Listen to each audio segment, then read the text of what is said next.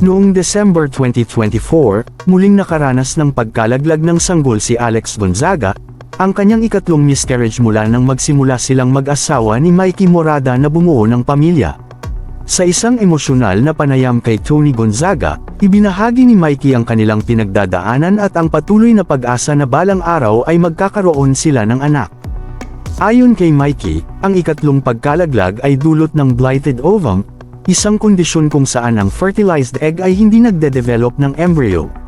Sa kabila ng sunod-sunod na pagsubok, nananatili silang matatag at puno ng pananampalataya na sa tamang panahon ay pagkakalooban sila ng Diyos ng anak. Kumusta? Maligayang pagbabalik dito sa aking channel. Ang channel kung saan tinatalakay ang mga artista at singers noon at ngayon sa tulong ng artificial intelligence at syempre, karagdagang research. Kung first time mo palang bumisita dito, isang munting request mula sa inyong lingkod.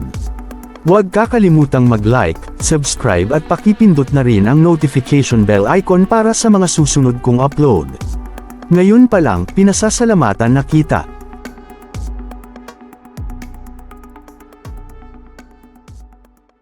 Sa kanyang vlog noong January 28, 2025, ibinahagi ni Alex ang mga kaganapan sa kanyang ika-37 kaarawan, kabilang ang pagbisita sa ospital noong January 9, isang linggo bago ang kanyang kaarawan.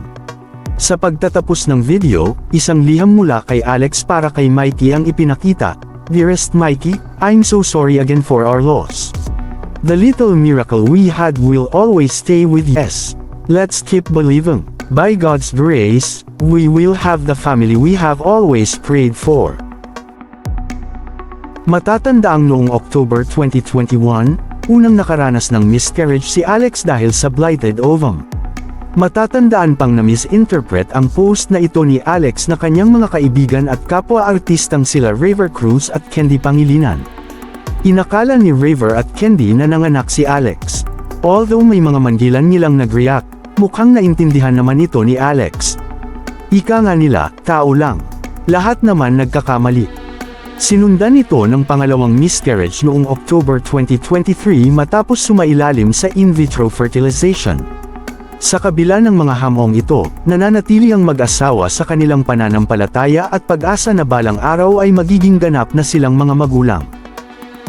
Maraming salamat sa iyong panunood.